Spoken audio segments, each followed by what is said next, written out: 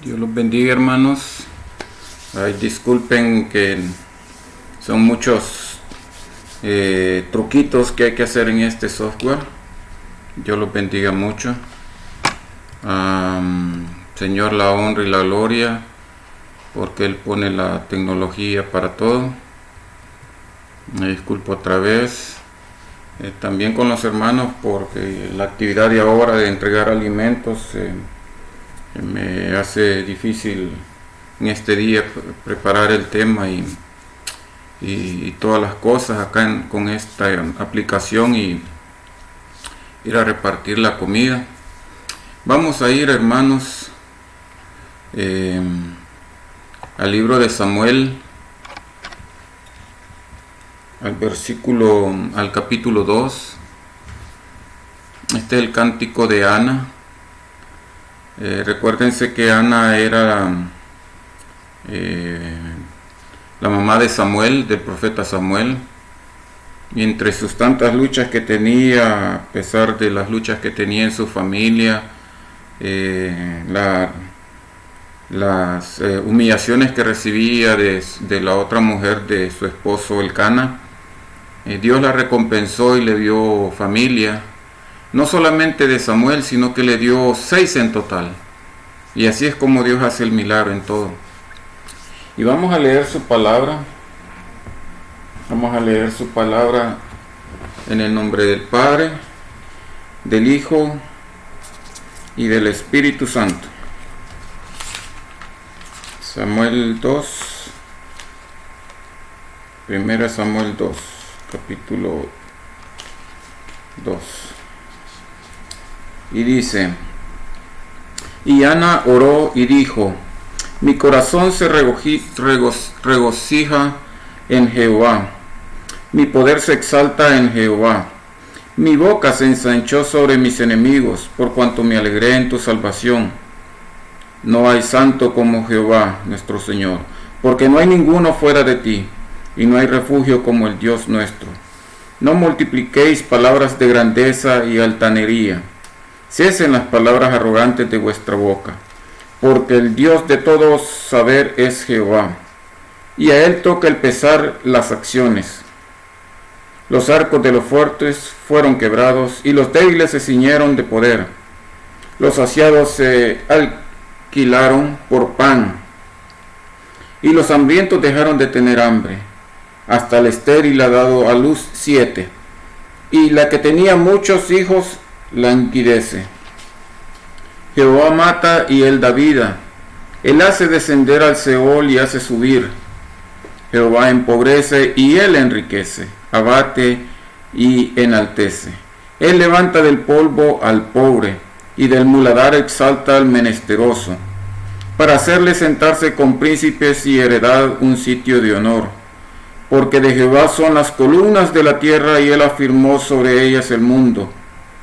Él guarda los pies de sus santos, mas los impíos perecen en tinieblas, porque nadie será fuerte por su propia fuerza.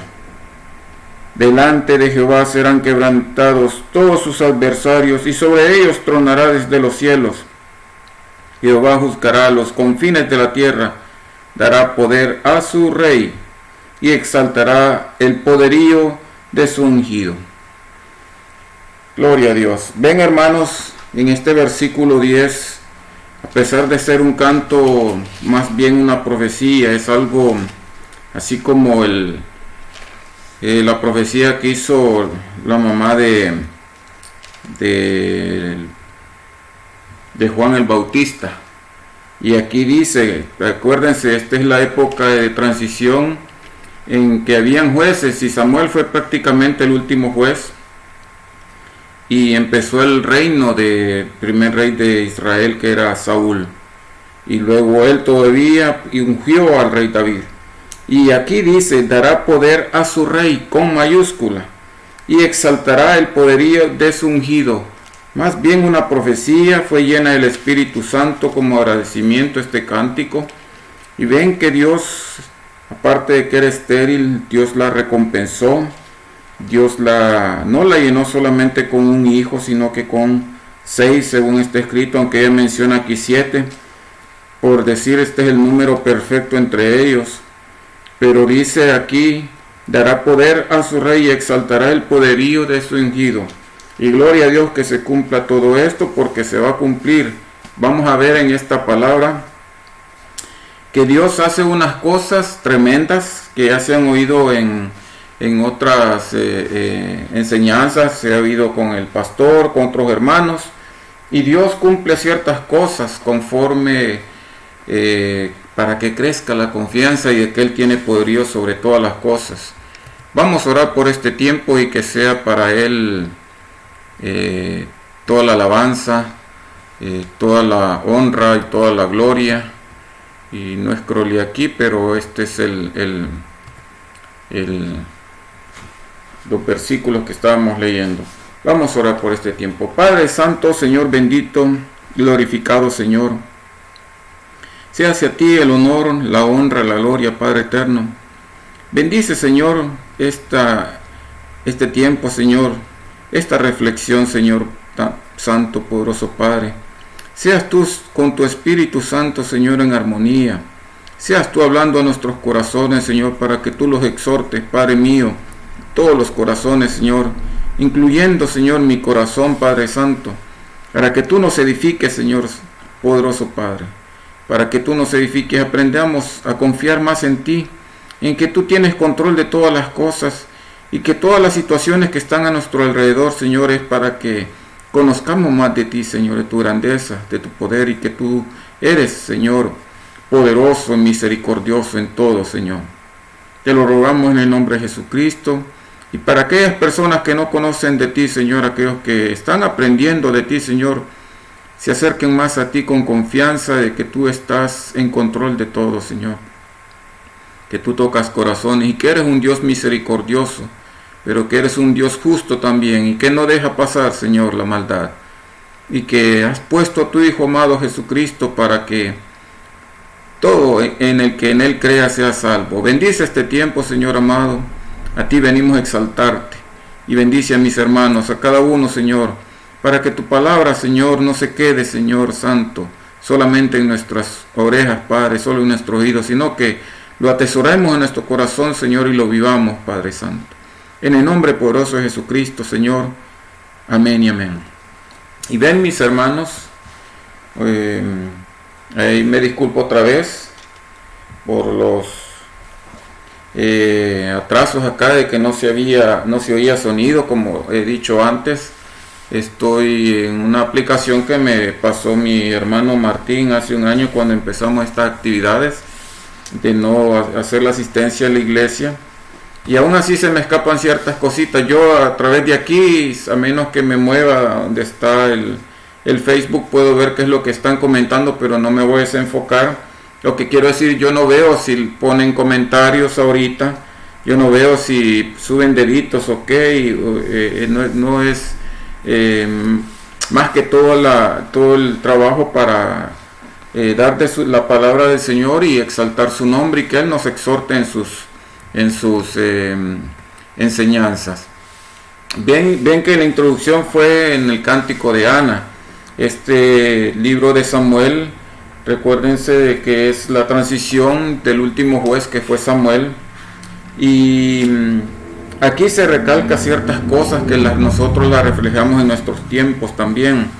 Tanto ha existido la maldad del hombre, lo que cambia son las generaciones. La maldad del hombre siempre está en el corazón de ellos, viendo su conveniencia, su provecho en todas las cosas.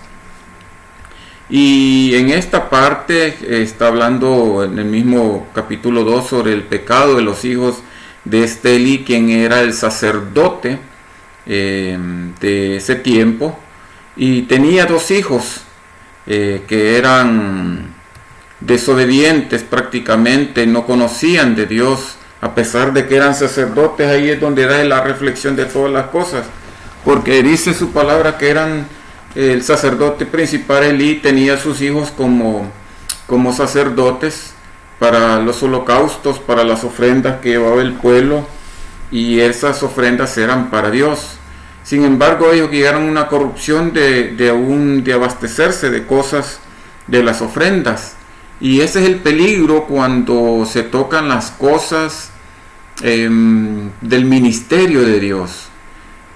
O se manipula la palabra, como hemos dicho en otras ocasiones, se han dicho en otras ocasiones, cuando se manipula la palabra para un propósito que no es para alabar a Dios, para reconocer la grandeza de Dios, para esparcir su palabra, sino que la manipulan, la corrompen para beneficio del hombre, ya sea en ofrenda, ya sea en poder, en posiciones, etcétera, etcétera, incluso hasta aquellos que conocen de la palabra y buscan una dirección de la política, por decir, como ejemplo. Y vamos a leer aquí en el versículo 12 lo que habla sobre los hijos de Eli, y tenemos 9 conectados, gracias a Dios, gloria a Dios. Dice en el versículo 12: los hijos de Elí eran hombres impíos y no tenían conocimiento de Jehová. Y es donde la parte que yo menciono acá, que a pesar de que eran los que hacían todos los procesos de sacerdote, por decir, toda la administración, todos los actos que tenían que hacer para holocaustos, tendrían que haber conocido de toda la ley con respecto a Dios y cómo comportarse, y sin embargo dice que aquí eran impíos y no tenían conocimiento de Dios. Y dice en el 13: y era costumbre de los sacerdotes con el pueblo, que cuando alguno ofrecía sacrificio, venía el criado del sacerdote mientras se cocía la carne. Recuérdense que eran holocaustos, ¿verdad?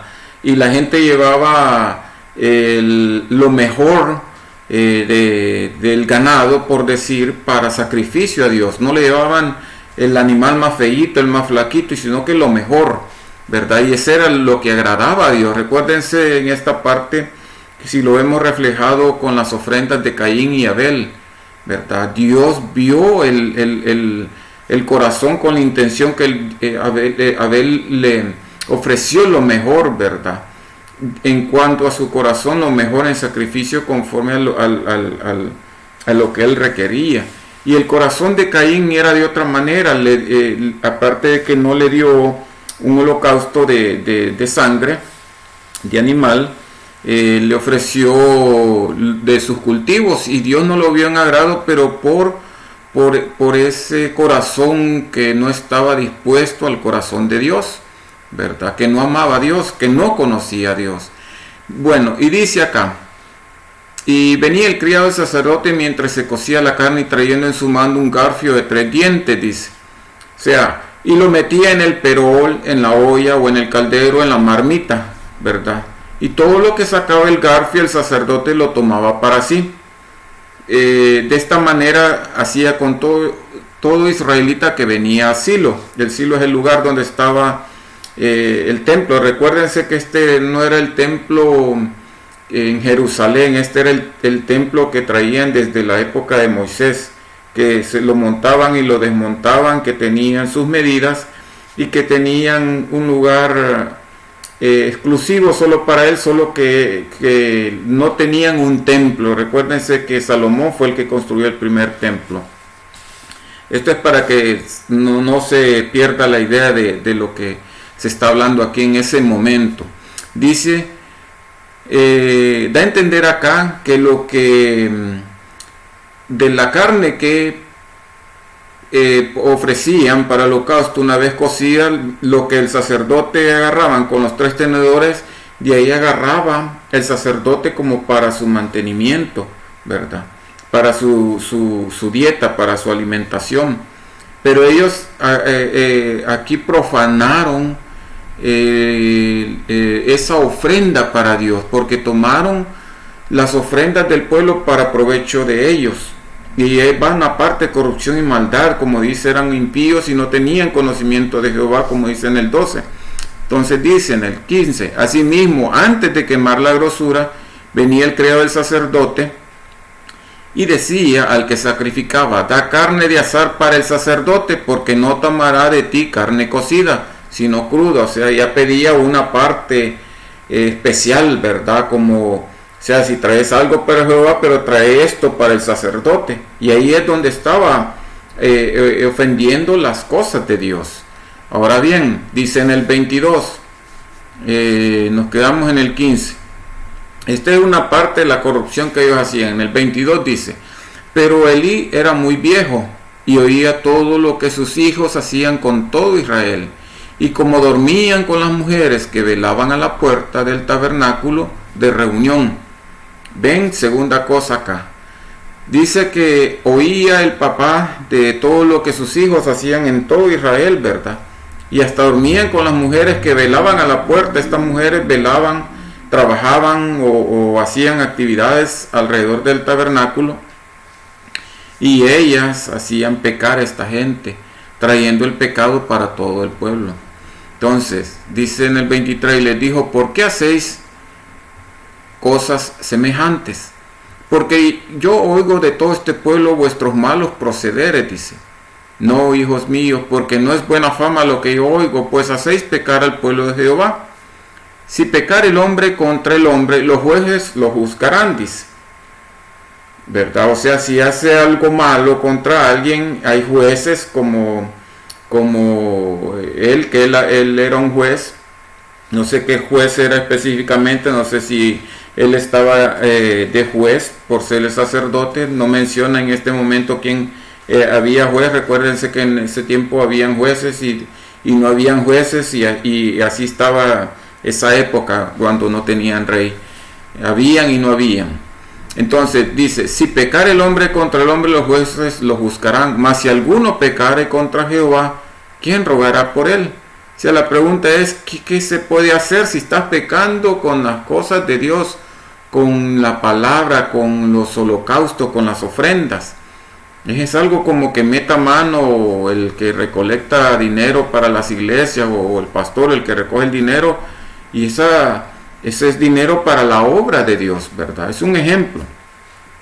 Entonces dice, pero ellos no oyeron la voz de su padre, porque Jehová había resuelto hacerlos morir. Y aquí es una parte de la que ya se han visto varios ejemplos en Primera de Reyes, capítulo 21 y 22. Recuérdense de que Dios, cuando ya tiene resuelto una cosa, pone un espíritu de mentira. Creo que el hermano Luisito lo mencionó antes, y hemos hablado de esto en varios ejemplos, de que cuando Dios ya ve que esta persona no se va a componer, no se va a arrepentir totalmente, ya los utiliza con otro objetivo, con otro propósito, ¿verdad? Para que otros vean lo que puede suceder al no oír la palabra.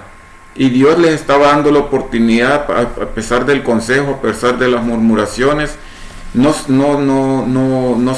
iban a arrepentir de todo lo que estaban haciendo de corrupción, porque se acostaban aún incluso con las mujeres.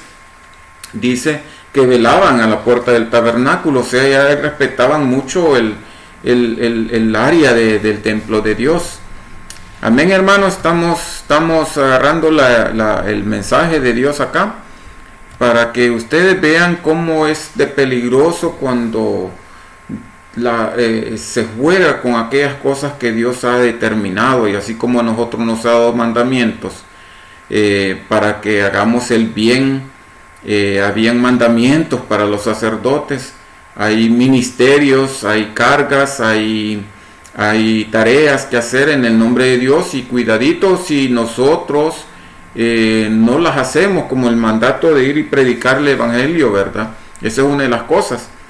Incluso dice que si haciendo el bien no los hacemos, se nos cuenta por pecado, se nos cuenta por mal. Aún así hay que tener cuidado en todas las cosas. Entonces, pero ellos no oyeron la voz de su padre, porque Jehová había resuelto hacerlos morir. Entonces, en el 27, esto es un profeta, un varón de Dios, ¿verdad? Que no dice aquí su nombre, no hace mención, y dice en el 27, vino un varón de Dios a Elí y le dijo, es prácticamente un mensajero de Dios, lo ocupó como profeta, una profecía, porque fue específica para él. Así ha dicho Jehová, dice, no me manifesté yo claramente a la casa de tu padre. Está hablando de la casa de Aarón, de la parte de los levitas, ¿verdad? Que iban a ser sacerdotes. Cuando estaban en Egipto, en casa de Faraón, dice. Y yo los escogí por mi sacerdote entre todas las tribus de Israel, para que ofrecieren sobre mi altar y quemase incienso, y llevase efod delante de mí, el traje de los sacerdotes. Y di la casa de tu padre todas las ofrendas de los hijos de Israel. ¿Por qué habéis hollado mis sacrificios? Dice, y mis ofrendas que yo mandé ofrecer en el tabernáculo. Y has honrado a tus hijos más que a mí, engordándoos, dice, de lo principal de todas las ofrendas de mi pueblo Israel. Ahí fue la llamada de atención con este mensajero, con este profeta, este varón de Dios, no dice su nombre. Y Dios sabe por qué utiliza a las personas, y aquí le mandó a dar una advertencia, lo que iba a hacer, ¿verdad? Porque él prácticamente lo que hubiera hecho, los hubiera quitado de ese servicio para Dios, porque estaban haciendo pecar todo el pueblo. Y se hizo como del oído sordo prácticamente. Les dice, pero no los quitó de ahí. Vamos a ver otro ejemplo más tardecito de qué sucedió con los hijos de Samuel. Recuérdense, hermanos, que la palabra dice de que los levitas del pueblo de las 12 tribus, los de Leví, recuérdense, Dios los escogió y fueron los únicos a los que no les dio heredad de tierra en la tierra prometida, porque ellos iban a servir a Dios. Sin embargo, las otras 11 tribus iban a darle parte de todo lo que tenían de sus tierras, tanto como animales, como frutos, como semillas, como alimento, incluso ofrendas para el templo, para subsistencia de esos sacerdotes. Y ellos no se iban a preocupar por trabajar la tierra, pero sí iban a tener esa ayuda de todas las 11 tribus. Y ahí está la parte en la que iban ellos a obtener también alimento de todos ellos. Y sin embargo, a pesar de que Dios los había bendecido por orden de Él, de que todas las 11 tribus iban a cooperar, iban a darle su ayuda, ¿verdad? Ellos se aprovecharon para hacer corrupción con las ofrendas de Dios. Y aquí Elí se hizo el del oído sordo.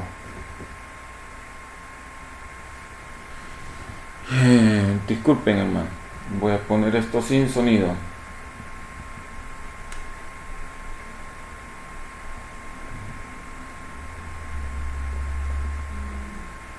Okay. Dice Samuel 2:30, dice: por tanto Jehová, el Dios de Israel, dice: yo había dicho que tu casa y la casa de tu padre andarían delante de mí perpetuamente. Mas ahora ha dicho Jehová: nunca yo tal haga, porque yo honraré a los que me honran, y los que me desprecian serán tenidos en poco. Aquí vienen días en que cortaré tu brazo y el brazo de la casa de tu padre, de modo que no haya anciano en tu casa. Verás tu casa humillada, y mientras Dios colma de bienes a Israel, y en ningún tiempo habrá anciano en tu casa. El varón de los tuyos, que yo no corte de mi altar, será para consumir tus ojos y llenar tu alma de dolor, y todos los nacidos en tu casa morirán en la edad viril. Esto es lo que le dijo este hombre de Dios a Elí. En el 34 dice: y te será por señal esto. Imagínense ya la profecía: y te será por señal esto, que esto acontecerá a tus 2 hijos, Ofni y Finehés. Ambos morirán en un día, dice. Y yo me suscitaré un sacerdote fiel que haga conforme a mi corazón y a mi alma, dice. Y yo lo edificaré casa firme, y andará delante de mi ungido todos los días. Y el que hubiere quedado en tu casa, vendrá a postrarse delante de él por una moneda de plata y un bocado de pan, diciéndole: te ruego que me agregues a alguno de los ministerios para que pueda comer un bocado de pan. O sea, los papeles ya se iban a invertir en cuanto a la familia de Elí. A pesar de que tenían toda esa bendición de que iban a ser proveídos, si se dijese la palabra, de todas las 11 tribus, de alimento, de dinero, de animales, ¿verdad? Para que ellos comieran de grano, de trigo y todo. Ellos iban a rogar por un pedazo de pan, ¿verdad? Y que buscando trabajo, pero aún así dice que ni siquiera iban a llegar a la edad fértil cuando iban a morir. O sea, se iba a terminar su descendencia. Y ese es el peligro de jugar con las cosas de Dios, ¿verdad? Esta es la parte. Ahora vamos a la parte en la que Israel pide rey. Y esto ya lo habíamos hablado antes, pero como siempre nos enfocamos en unas cosas, y hoy está haciendo acá mención de que la parte en la que le hacen ver de los hijos de Samuel que eran jueces, ¿verdad? Y esta parte es algo en la que vemos que Samuel actúa de una manera diferente cuando ya les pone rey. Pero leamos, dice 1 Samuel capítulo 8. Y aconteció que, habiendo Samuel envejecido, puso a sus hijos por jueces sobre Israel. Y el nombre de su hijo primogénito fue Joel, y el nombre del segundo Abías. Y eran jueces en Beerseba, dice. Pero no anduvieron los hijos por los caminos de su padre, antes se volvieron tras la avaricia, dejándose sobornar y pervirtiendo el derecho. Y aquí quiero hacer una pausa. Vemos de que el mismo Samuel, cuando ya era adulto, cuando ya había envejecido, sus hijos ya eran adultos de seguro, pero no los puso por sacerdotes. y vemos el contraste, se dijese, en comparación de Elí, que Elí los puso, a pesar de que él eran corruptos, los dejó como sacerdotes. Aquí Samuel, vemos en su palabra que no los puso por sacerdotes, él no los puso al templo, sin embargo los puso como jueces. Pero cuando iba a terminar ese trabajo de los jueces, ahí en el título dice Israel pide rey, y recuérdense que entonces Samuel ora a Dios y pone al rey Saúl, y ahí es donde se termina entonces el trabajo de los hijos de Samuel como jueces, y para ese trabajo malo, ¿verdad?, que estaban haciendo, como dice en el versículo 3, porque se volvieron tras la avaricia y se dejaban sobornar. Y estamos hablando de aquí que los jueces, recuérdense, eran los que hacían dictámenes de justicia, de algún arreglo de herencia o algo injusto, alguna pelea monetaria, algún problema entre el pueblo. Ellos eran los que decidían como jueces, como que si fuesen un rey, pero no eran reyes. Entonces vemos de que ellos pervertieron el derecho, dice también. Entonces ahí vemos una parte en la que no solamente están tocando las cosas de Dios, pero también están corrompiendo al pueblo. Y dice en el versículo 4, entonces todos los ancianos de Israel se juntaron y vinieron a Ramá para ver a Samuel, y le dijeron: he aquí tú has envejecido y tus hijos no andan en tus caminos. Por tanto, constitúyenos ahora un rey que nos juzgue como tienen todas las naciones. Y vieron aquí, hermanos, que aquí su palabra dice que ya hasta el pueblo habían notado todo eso, así como habían notado como los hijos de Elí. Todo el pueblo se da cuenta, la gente no es ciega, la gente se da cuenta de todo lo que está alrededor, y ellos son los que primero son afectados en todo esto. Y en esta parte lo vemos, y nosotros lo podemos aplicar en nuestro alrededor, en nuestro tiempo, cómo suceden todas las cosas. Fíjense que en 1 Samuel 12, el versículo 19, esta parte, leámoslo, hermanos. Dice: entonces dijo todo el pueblo a Samuel: ruega por tus siervos a Jehová tu Dios, para que no muramos, porque a todos nuestros pecados hemos añadido este mal de pedir rey para nosotros. Y Samuel respondió al pueblo: no temáis, vosotros habéis hecho todo este mal, pero con todo esto no os apartéis en pos de Jehová, ¿verdad?, sino servirle con todo vuestro corazón. No os apartéis en pos de vanidades que no aprovechan ni libran, porque son vanidades. Pues Jehová no desamparará a su pueblo por su grande nombre, porque Jehová ha querido haceros pueblo suyo. Y esto lo leímos el sábado pasado cuando estábamos hablando sobre esta parte, ¿verdad? De que siempre hay que buscar a Dios con todo corazón, y que no busquemos las cosas vanas, que no busquemos el provecho para beneficio propio, por decir. Y vemos acá de que ellos estaban viendo de que todo el pecado que podrían traer, ¿verdad?, porque habían pedido un rey, ¿verdad?, como le dice el versículo 19. Ahora bien, dice el versículo 23, dice: así que lejos sea de mí que peque yo contra Jehová, cesando de rogar por vosotros, antes os instruiré en el camino bueno y recto. Solamente temed a Jehová y servidle de verdad con todo vuestro corazón, pues considerad cuán grandes cosas ha hecho por vosotros. Mas si perseverareis en hacer mal, vosotros y vuestro rey pereceréis. Y ahí está la advertencia de Samuel para el pueblo, ¿verdad?, que si ellos hacen el mal, no solamente ellos van a morir, o sea, van a sufrir por Dios, sino que también el rey, porque hay una mezcla, hay una relación entre el pueblo y este rey, y hay una relación entre nosotros y el gobierno, ¿verdad? Estamos ligados porque nosotros somos obedientes a las leyes. Y si nosotros estamos de acuerdo a ciertas cosas que están en contra de la palabra y nosotros nos volcamos a obedecer a esas cosas que están en contra de Dios, ahí nos puede afectar y ahí está su palabra. Y nosotros tenemos que analizar todas las cosas que están en cada uno de nuestros gobiernos y si nos pueden alejar de Dios, ¿verdad? Si estamos a favor de ciertas cosas que dice su palabra que no debemos hacer, ¿verdad, hermanos? Y esto es para la honra y gloria de Dios, porque Él es el que siempre nos está redarguyendo el corazón, perdón, hermano. Entonces, perdón, hermano.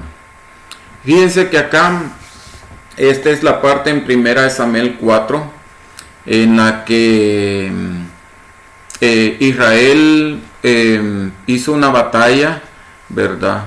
Y el arca de Dios fue tomada.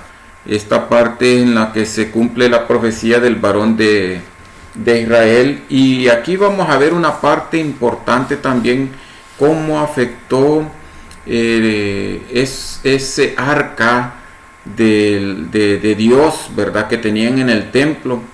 Recuérdense que era una representación de Dios. Y aquí lo toman ellos como un amuleto. Y esto lo hemos oído en otras prédicas, ¿verdad? En la iglesia y a través de otros hermanos. Y dice en el 4:10: pelearon pues los filisteos en Israel, e Israel fue vencido. Y huyeron cada cual a sus tiendas, y fue hecha muy grande mortandad, pues cayeron de Israel 30,000 hombres de a pie, dice. Y el arca de Dios fue tomada, y muertos los dos hijos de Elí, Ofni y Fines. Y se cumple la palabra acá. Pero ¿por qué sucedió esto? Anteriormente los filisteos siempre estaban atacando al pueblo israelitas, y ellos decidieron llevar el arca de Dios, para que el arca de Dios en su presencia, por decir, podía derrotar al enemigo. Pero aquí lo ocuparon ellos como un amuleto, como una cosa que solamente ellos creyeron que iban a vencer. Y sin embargo vemos de que a pesar de que el arca de Dios era sagrada por Dios, la ocuparon ellos para beneficio propio, porque en sus corazones estaban corrompidos, ¿verdad? Estaban mal porque habían pecado con las ofrendas de Dios estos sacerdotes Ofni y Fines. Amén, hermanos. Estamos conectados y siempre estamos ahí. Okay. Gloria a Dios. Dice entonces que ahí murieron sus hijos.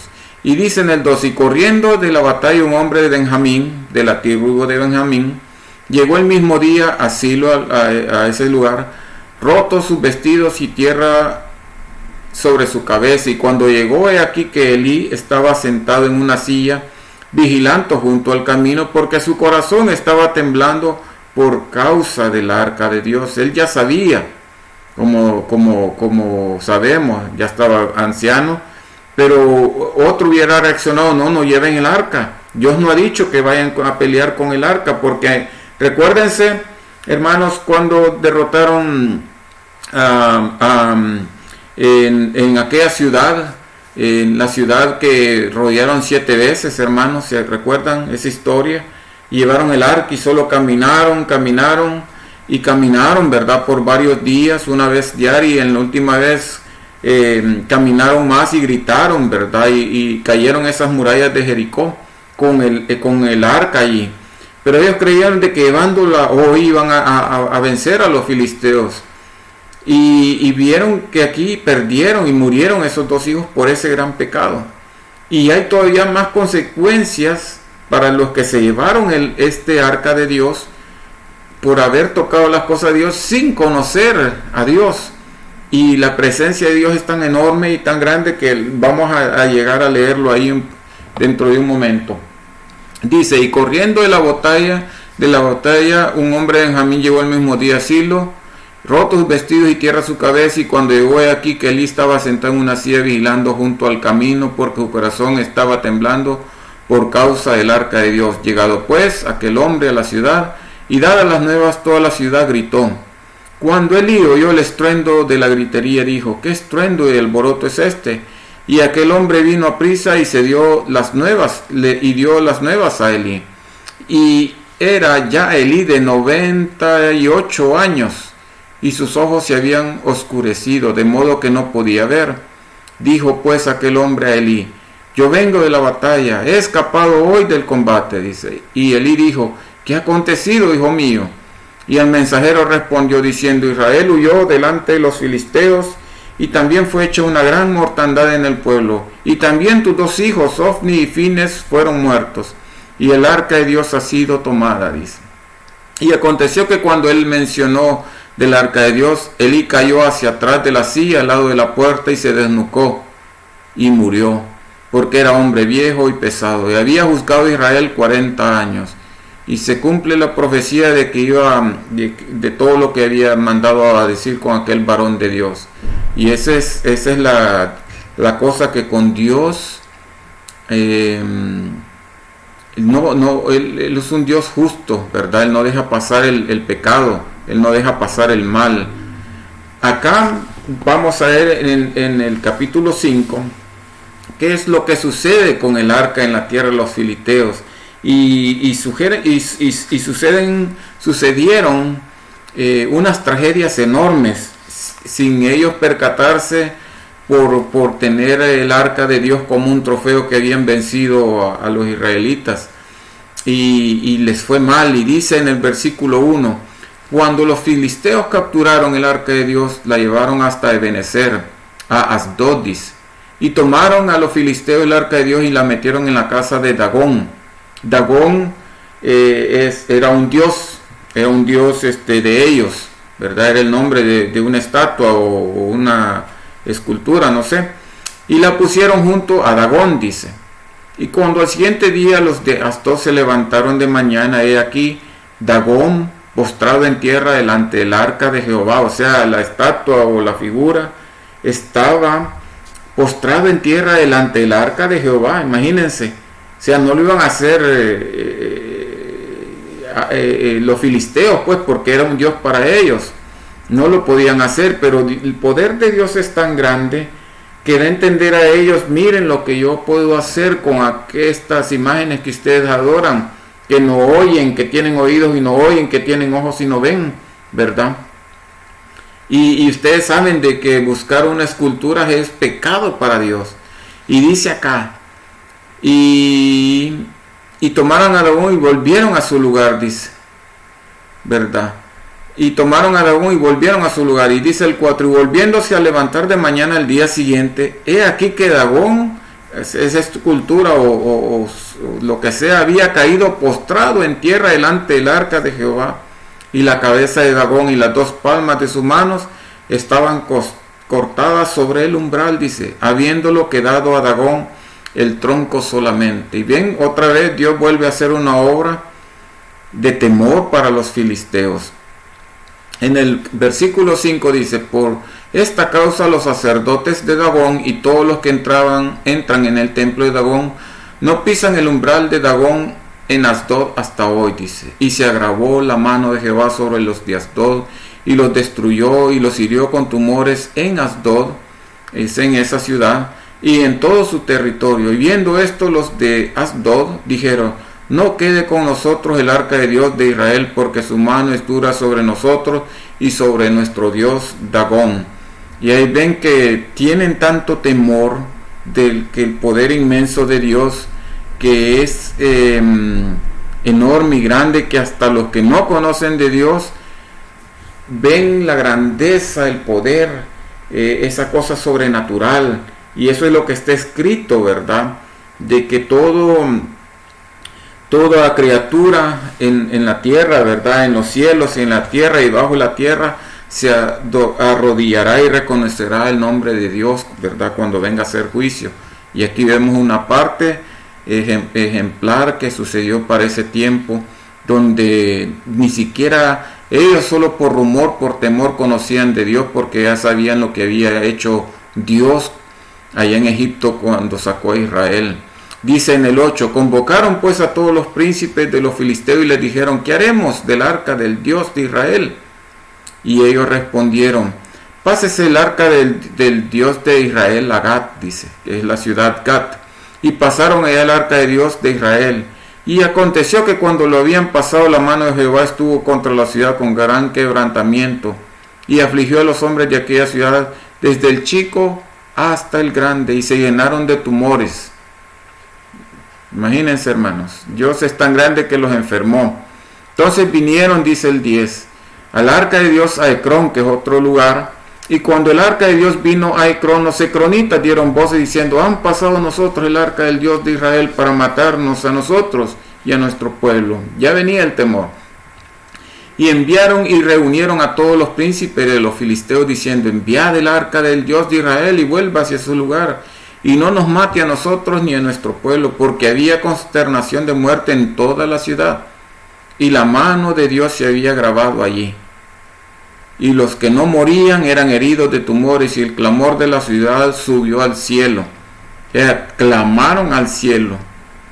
Así fue el dolor de ellos. ¿Saben? En caso que es un COVID el que les había dado ahí, solo que les daba tumores, ¿verdad? Y si no les daban tumores, morían. Eso es lo que está escrito. Dice: entonces Dios hizo morir a los hombres de Bet-Semes, porque habían mirado dentro del arca de Jehová. No hizo morir del pueblo a 50,070 hombres. Así fue de barbaridad esa plaga, por decir, ¿verdad?, que hizo Dios contra ellos. Y lloró el pueblo, dice, porque Jehová lo había herido con tan gran mortandad. Y dijeron los de Bet-Semes: ¿quién podrá estar delante de Jehová el Dios Santo? ¿A quién subirá desde nosotros? Y ven cómo Dios tiene ese poder, que cuando suceden las cosas, cuando toca a los familiares, a los hijos, toca su propia carne, toca sus bienes, toca todas las cosas que ellos quieren, ven y reconocen a Dios. Y ese es el extremo que puede llegar Dios, para hacerse reconocer de que Él está en poder de todo. Y dice que en San Lucas 16 está hablando acá en el versículo 10 de todo lo que el hombre puede hacer por Dios. Dice: el que es fiel en lo muy poco, en las obras de Dios, también en lo más es fiel, dice. Aunque sea poquito, pero en eso fue fiel, y en eso es más fiel, dice, ¿verdad? Y en lo que muy poco es injusto, también en lo más es injusto, dice. Pues si en las riquezas injustas no fuisteis fieles, ¿quién os confiará lo verdadero? Dice. Y si en lo ajeno no fuisteis fieles, ¿quién os dará lo que es vuestro? Ningún siervo puede servir a dos señores, dice, porque o aborrecerá al uno y amará al otro, y estimará el uno y menospreciará al otro, dice. No podéis servir a Dios y a las riquezas. Y aquí podemos ver o enfocar o poner como ejemplo: no podéis servir a Dios y a la vanidad, no puedes servir a Dios y al ego, no podemos servir a Dios y no perdonar al prójimo o no ayudar al prójimo, ¿verdad? Y Dios puede hacernos ver de una manera u otra que podemos hacer todo si somos fieles con Dios en todas las cosas, más con las cosas de Dios, ¿verdad? Y oían, dice el 14, y oían también todas estas cosas los fariseos que estaban ahí oyendo las cosas de Jesús, que eran avaros, dice, y se burlaban de él. Entonces les dijo: vosotros sois los que os justificáis a vosotros mismos delante de los hombres, mas Dios conoce vuestros corazones, porque lo que los hombres tienen por sublime delante de Dios es abominación. Y vemos acá que Dios conoce nuestros corazones, y nosotros podemos aparentar una cosa, nosotros podemos decir una cosa, ¿verdad? Y nos justificamos porque yo creo que esto es lo mejor, porque yo creo que esto es lo correcto, porque yo creo que esto es lo que Dios quiere que yo haga, porque me conviene esto a mí. Y ahí estamos errando, porque es mejor servir siempre en las cosas de Dios con ese amor hacia el prójimo y no tomar provecho para uno propio, así como lo hicieron los hijos de Elí, ¿verdad, hermanos? Gloria a Dios, hermanos. No se me vayan a dormir, hermanitos. Gloria a Dios. Fíjense que en Marcos, este es el gran mandamiento y yo creo que aquí el principal y el primer mandamiento que Dios quiere, y si uno cumple este mandamiento, creo que se podrían hacer todas las cosas más fáciles de los otros mandamientos y todo lo que está a nuestro alrededor. Dice el gran mandamiento, versículo 28 de Marcos 12: acercándose uno de los escribas que los había oído disputar y sabía que les había respondido bien, le preguntó: ¿cuál es el primer mandamiento de todos? Jesús le respondió: el primer mandamiento de todos es: oye, Israel, el Señor nuestro Dios, el Señor uno es. Y amarás al Señor tu Dios con todo tu corazón y con toda tu alma, y con toda tu mente y con todas tu fuerza. Este es el principal mandamiento. Y el segundo es semejante: amarás a tu prójimo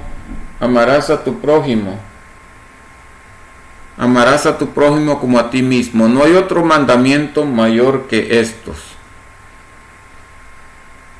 Ven, hermanos, si uno llega a amar a Dios, puede amar al prójimo, puede evitarse uno hacer corrupción a las cosas de Dios, puede uno llegar a hacer el bien a otros. Amar a Dios podríamos ya hacer con mucho amor, con mucho más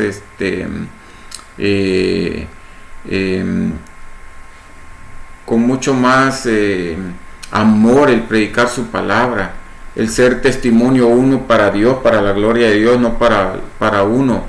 Este gran mandamiento cubre todo, y ahí podríamos nosotros tener paz, gozo, ¿verdad? En las cosas de Dios. Y esto es lo que Dios nos manda para que llegamos a ser unos buenos personas, siempre viendo la grandeza de Dios en todas las cosas. Fíjense, hermanos, que yo no sé por qué siempre nosotros vemos las cosas de un punto de vista diferente, pero si nosotros lo enfocamos que Dios permite ciertas cosas, es para que haga reflexionar nuestros corazones, haga reflexionar nuestro caminar con Dios. Como vimos a los hijos de Elí, ¿verdad? Como vimos a los hijos de Elí, nosotros estamos en un ambiente que se puede reflejar ese tiempo. Yo les había dicho, por ejemplo, no puedo poner otro ejemplo, es que más de los que han sucedido en mi país. Y estaba viendo yo unos casos de cómo esta nueva era de legisladores, de diputados, han hallado cosas que estuvieron haciendo por muchos años de ambos gobiernos, de la derecha como de los que estuvieron en la guerrilla de la izquierda. Y a pesar de todo, solo para dar mantenimiento a las funciones de la asamblea, se habían asignado un presupuesto de 21 millones de dólares americanos. Y estos vinieron, y no se necesitan celulares personales, dijeron, no se necesita tener un transporte dado por el gobierno, pagado por los pobladores, por los ciudadanos, mucho menos motoristas. Todos estos lujos los tenían ellos, seguridad. Redujeron de 21 millones a 14 millones. Y aún así vieron de que ellos participaron en ambos gobiernos, tanto derecha e izquierda, que hicieron como 260 o 270 millones en 10 años de presupuesto para las ONG. Las ONG, recuérdense que son organizaciones no gubernamentales que ayudan a la población, a las comunidades, a los ciudadanos, ya sea para dar alimentos o escuelas, o incluso hasta para encontrar minas, ¿verdad? Pueden hacer un programa para recolectar minas donde hubo guerra, ayudar a los lisiados, etcétera, etcétera. Pero los ejemplos que quiero decir yo es de que ellos decían algo en público y están grabadas, según lo que me di cuenta, están grabados que ellos promovían ciertos presupuestos y que lo iban a hacer de esta manera y la otra y lo iban a asignar para estas ONG, pero en el papeleo se asignaban más y le daban menos a los que realmente ayudaban a los ciudadanos. Y la corrupción iba de que ellos ponían a familiares en esas ONGs para que ellos mismos se beneficiaran o mandaran el dinero para otro lado. Y todo eso afecta a la población por lucrarse ellos mismos en esa corrupción. Incluso se ve como descaro, se ve como un tipo de descaro, por decir. Antes habían, creo que 34 diputados solo de la izquierda y hoy solo han quedado 4 y todavía uno de ellos le pregunta a la ministra de Economía cómo está la situación económica del país. Hoy que ya no están en mayoría, hoy se preocupan por la economía. Y digo yo descaradamente porque es un hombre que fueron de los fundadores del partido de izquierda cuando estuvieron en la guerrilla, pero solamente él en su nombre, sin prestanombres, tiene 175 propiedades. ¿Y dónde las obtuvo? Él dice que de sus ahorros. Pero Dios sabrá, Dios sabrá. Y lo que quiero decir yo es que todas las cosas que ellos hacen, así se reflejan en la Biblia, como ellos hacían las cosas, y el pueblo se da cuenta. Y de esa misma manera dice, como leímos en su palabra, que Dios ve los corazones y ve nuestras acciones. Y si nosotros no accionamos de una manera como su palabra dice para con el prójimo, ¿verdad? Para dar su palabra, para enaltecer su nombre y no para buscar la vanagloria de uno, para el orgullo de uno o para una vanidad, ¿verdad? Para una jactancia vana. Eso no es tomado en cuenta y lo puede tomar muy gravemente Dios, porque se puede por utilizar su palabra y manipularse y puede afectar a muchos, ¿verdad? Alejarse de la palabra, alejarse de la verdad. Hay unas cosas incluso que suceden a nuestros alrededores, ¿verdad? Mi hermano Marvin me expresó que ellos tenían un hermano, ya les voy a decir por qué dice hermano, que ellos estaban orando por esta persona. Sus familiares son cristianos, pero este hermano llegaba a la iglesia pero nunca aceptó a Cristo y se enfermó de COVID. Y el pastor un día antes de ingresar al hospital habló con él como que para evangelizarlo, como para hacerlo ver de que Dios le está llamando. Y resulta de que estuvo siempre por mucho tiempo asistiendo a la iglesia, pero como que no había recibido a Cristo. Y Dios estaba tocando su puerta, ¿verdad? Dios permitió que se enfermara.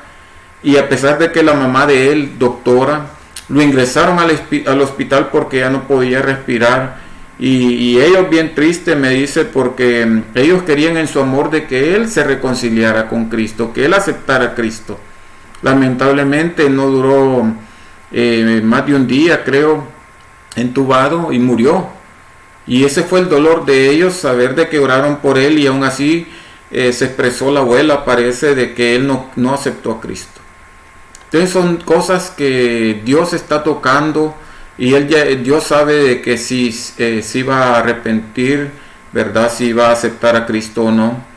Y Dios sabe por qué permite las cosas, pero llega un límite y Dios es justo y no va a dejar pasar la maldad. Y Él da las oportunidades de que su palabra sea oída y sea escuchada, ¿verdad? Por todos nosotros, para que nosotros nos volquemos, que busquemos a Dios con sinceridad, con arrepentimiento, con un corazón arrepentido y humillado, como dice su palabra.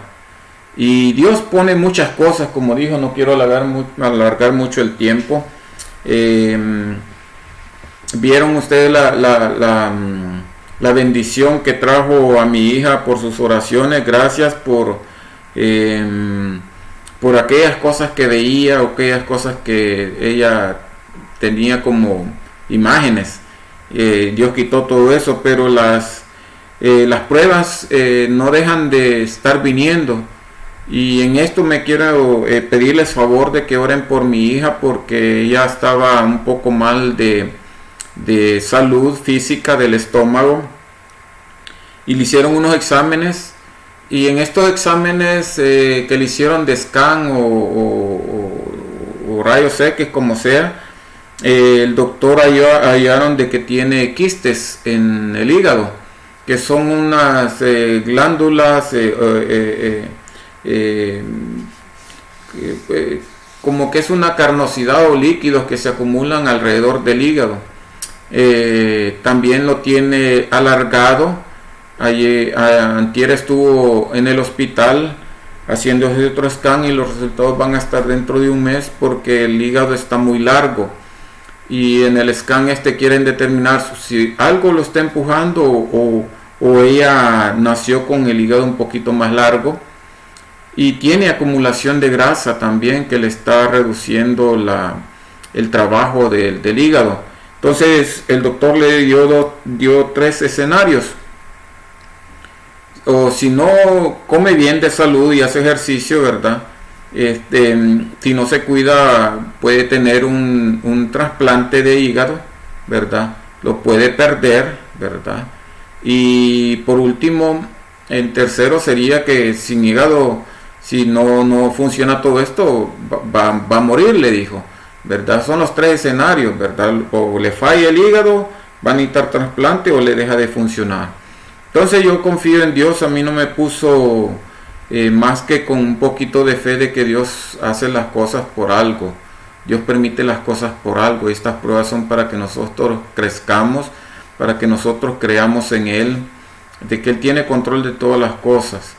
Y incluso en El Salvador, mi hermano en toda la iglesia oró el día jueves por ella, ¿verdad? Que ahí están participando, y creo que eran más de 50 o 70 dentro de la iglesia ese día, en la noche, y oraron por mi hija. También el hermano Marvin pidió en una iglesia que está creo que en Texas, y toda la iglesia oró por mi hija, y yo les pido a ustedes también, hermanos, que rueguen por mi hija. Se llama Michelle Regalado, para que oren por ella, por su salud, y que ella conozca más de las bendiciones de Dios, para que ella vea la grandeza y crea más en Dios, de que Él tiene la sanidad y la misericordia de hacer todas las cosas, porque a Él no se le escapa nada, y todas las oraciones del justo son oídas. Hoy lo voy a revisar acá si no hay una petición específica. Okay. Creo que no.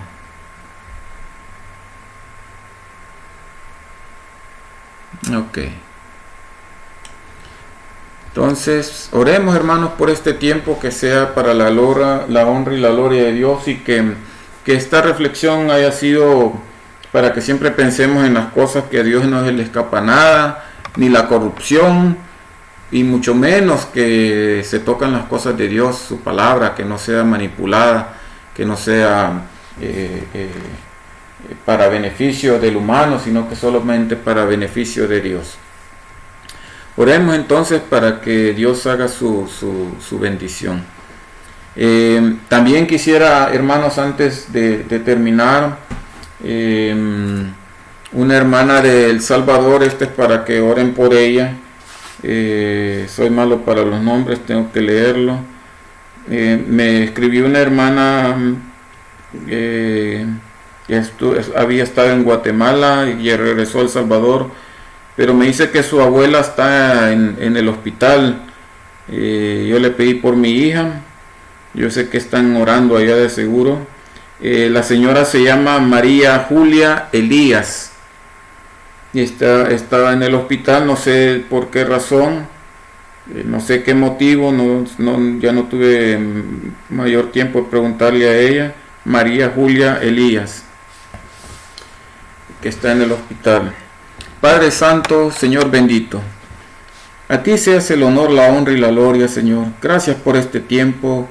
Gracias, Señor, por tu reflexión en nuestros corazones, para que cuidemos, Señor, de tu palabra, que sea siempre dirigida hacia ti en obediencia, que no sea manipulada, que no sea corrompida, Señor, que hagamos el bien hacia el prójimo, Señor Santo, y no tomar ventaja, Padre mío bendito.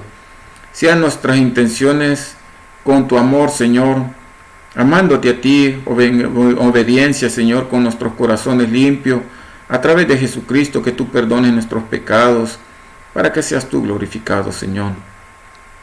Bendice a cada uno de mis hermanos, Señor, por los que están enfermos.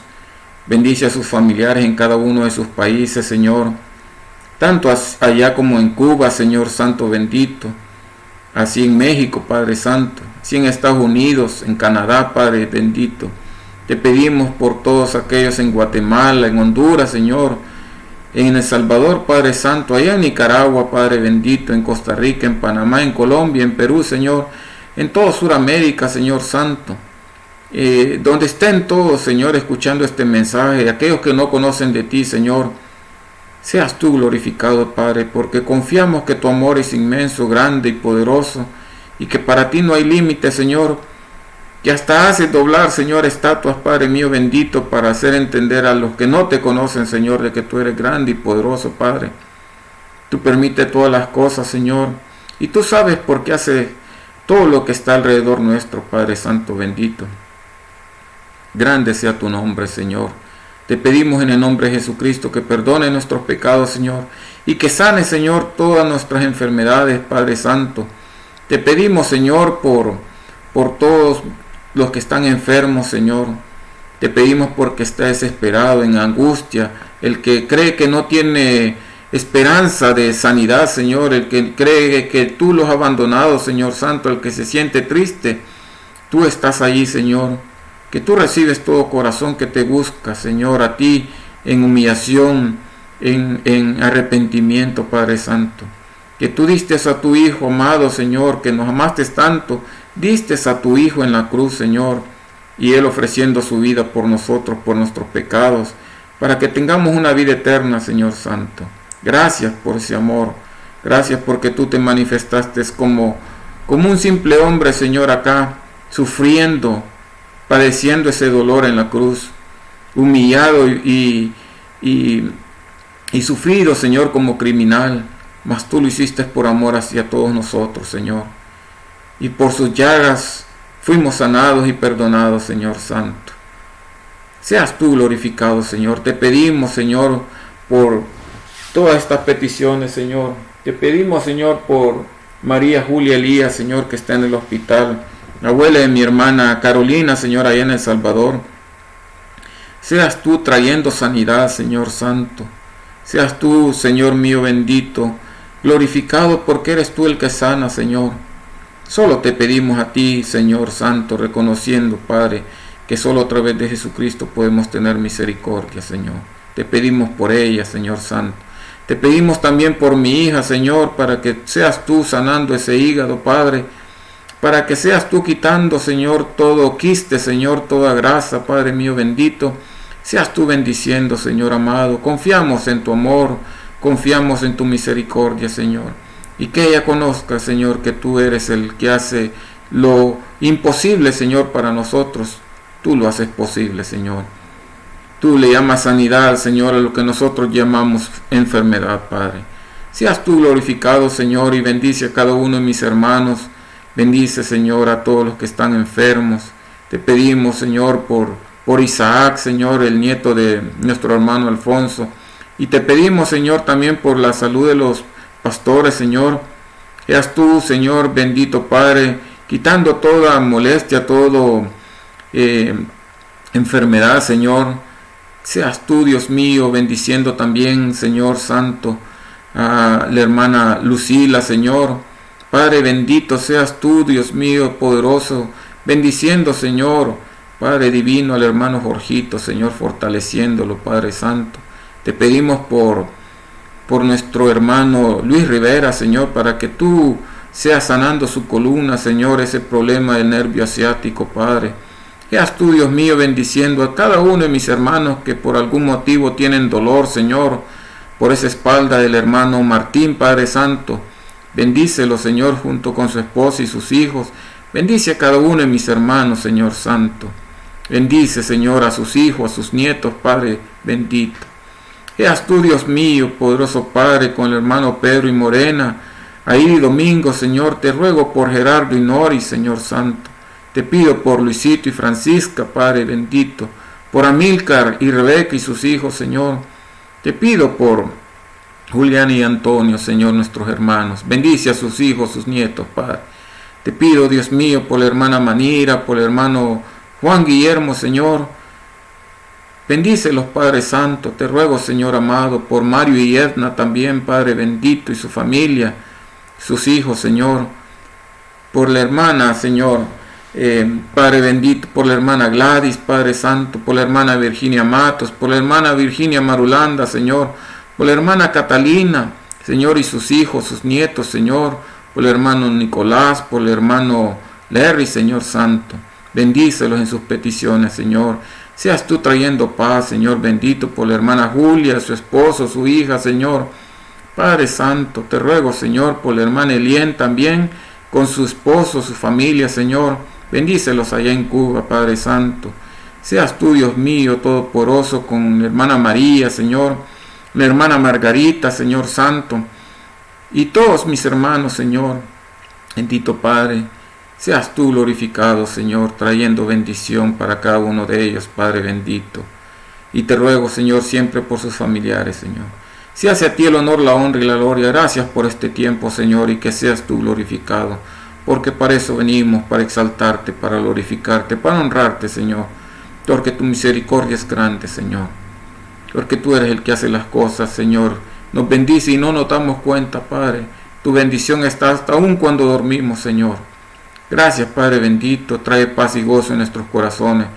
Incrementa la fe, Señor, en nosotros, Padre, de que tú eres poderoso, grande y misericordioso. Un gran amor lleno, Señor, de tu Espíritu Santo. Grande y poderoso eres tú, Señor. Te alabamos, te exaltamos, te glorificamos. Gracias, Señor amado. Bendito seas. Todo te lo pedimos en el nombre de Jesucristo, Señor. Y pasen buenas noches, mis hermanos. Lo voy a dejar solo con unos minutos nada más con la alabanza, y hoy sí voy a notar que está escuchando. Dios los bendiga y buenas noches. Hasta el día de mañana.